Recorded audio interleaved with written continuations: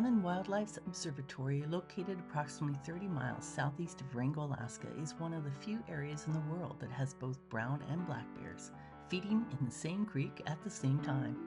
T3 Alliance Wrangell students created and installed a dedicated solar power source on the platform's roof. These panels will generate power for the camera and data streaming capabilities. Before starting on the roof, each T3 Alaska student was instructed on how to properly rig safety harness and follow protocols. We're proud of the T3 Alaska students who embrace the challenge of installing solar powers on the roof. Students can take pride in this accomplishment.